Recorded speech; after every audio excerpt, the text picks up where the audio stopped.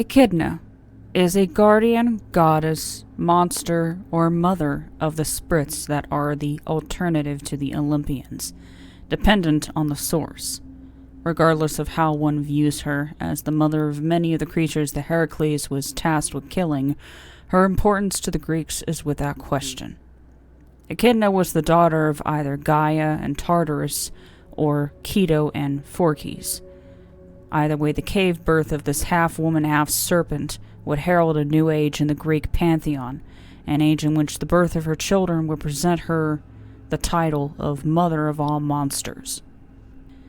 Echidna was married to Typhon, who, if her parents were Gaia and Tartarus, was her full brother. Perhaps this would explain the countenance of all of their children together. If her parents were Keto and Phorkys, then perhaps her countenance can be explained as a combination of the features of her beautiful mother and the monstrous features of her father. Like Echidna, Phorkys' upper body was humanoid, while his lower half was not. But instead of being a snake, his lower half was that of a fish. His upper half was not handsome, however, but rather covered in crab-like skin. Regardless of her parentage, as mother of all monsters, Echidna's children with Typhon would figure prominently in the tales of nearly every great hero of Greek mythology. Most of Echidna's history centers around not her, but rather on her famous children. Her title of Mother of all Monsters is well deserved. Her husband, like Echidna herself, was also half humanoid and half snake. Their children, however, were dominated by their monstrous sides.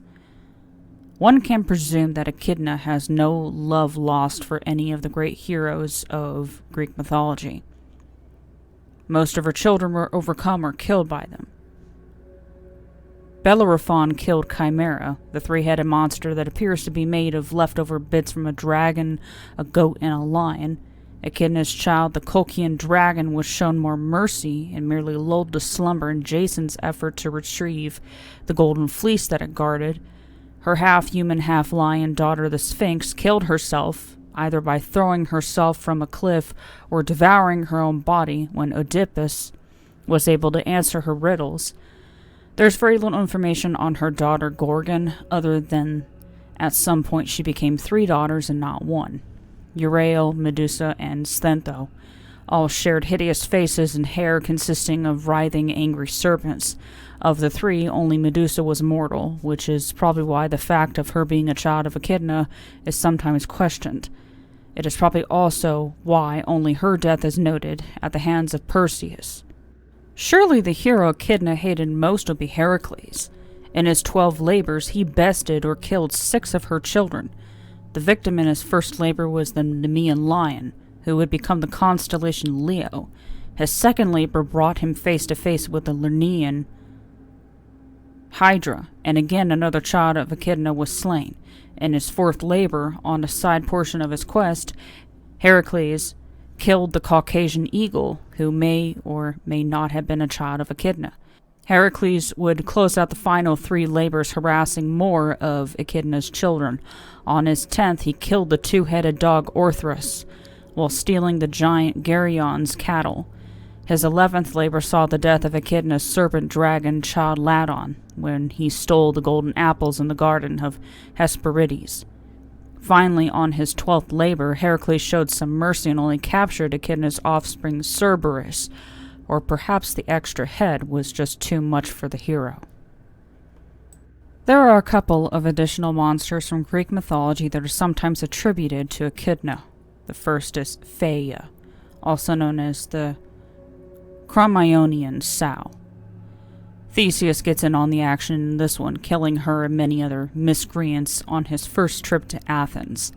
Finally, there is Scylla, whom Odysseus had encountered, but was slain by Heracles outside of his labors.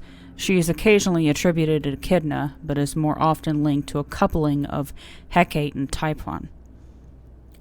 Echidna is said to live in Tartarus, choosing to be near her husband after his humiliating defeat by Zeus.